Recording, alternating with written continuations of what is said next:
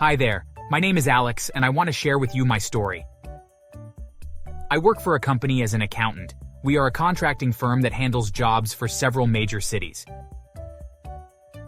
Basically, our firm organized and handled whatever construction projects that needed done, from road repairs to building parks.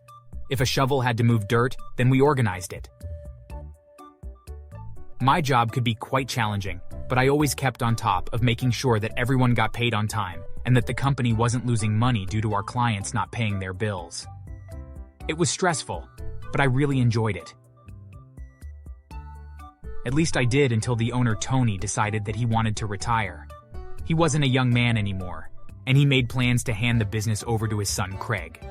All the workers were rather worried, as Craig didn't really know much about the business, but I was confident that we could teach him, and if he was interested in learning, that he would do just fine.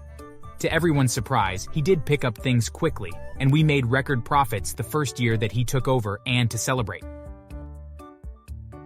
Craig decided to have a massive Christmas party to show his employees that he appreciated all their hard work.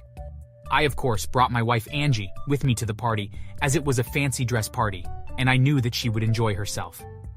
When we got to the venue, it was decorated beautifully, and the meal was amazing. After we ate, my wife and I went out onto the dance floor and were enjoying ourselves when my wife asked me if I could get us something to drink. I'm parched. Could you please go and get us something to drink? Of course, I'll be right back. The lineup at the bar was long, and by the time I made my way back to the dance floor, I was surprised to find my wife dancing with Craig. Seeing them dancing did make me jealous, but I trusted my wife, and so I walked up to them. Oh, hello there, Craig. Thanks for the great party. The meal was excellent. I see that you met my wife. Yes, the meal was quite good. Glad that you enjoyed it. And it was a great pleasure meeting you, Angie. I don't know why, but the way he looked at my wife made me feel uncomfortable. There was just something about it that I didn't like. For the rest of the night, my wife and I danced and had a good time.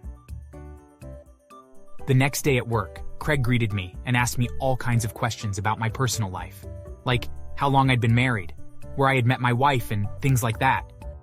I was a bit confused, as he had never really taken an interest in me before, but I just assumed that he felt more comfortable with his employees after the party, and I brushed it off. After we spoke, he gave me a stack of paperwork to check, which I took back to my office. As I went over the files, I noticed some discrepancies. At first glance, it looked like Craig hadn't done his math correctly on several of the contracts, and there were large sums of money that weren't accounted for. Concerned, I went to his office with the paperwork to have a talk with him. Hey Craig, I just wanted to draw your attention to this paperwork. It looks like a lot of money is missing. If our clients were to find out, they would make a false assumption that we were stealing from them.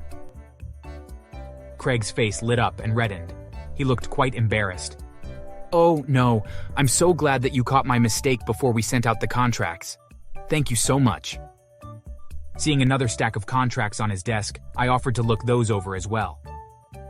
Thank you, but I want to check them thoroughly first, just in case I made similar mistakes on them. And with that, I left his office. I did worry about how big the mistakes that he made could have been if anyone else had seen those contracts. I was glad, though, that he at least owned up to his errors. That night when I got home, I found a note on the kitchen table saying that my wife had gone out with her friends and that I should order a pizza for dinner. Shrugging, I went about my night and went to bed a little later than I normally would, but my wife still wasn't home. In the morning, I woke up next to her and just assumed that she had come in late. As carefully as possible, I snuck out of the house so as not to wake her. When I got to work, Craig greeted me and I was a bit taken back by how he looked. He looked as if he hadn't slept in days. Whoa there, Craig. Late night? Yeah, I was out dancing for most of the night. Sounds like fun. By the way, did you want me to review those contracts? Oh no, I didn't finish going over them yet, but I'll give them to you when I'm done. Shrugging, I headed to my office and worked on payroll for some of our completed jobs. At the end of the day, I went home and found yet another note on the kitchen table.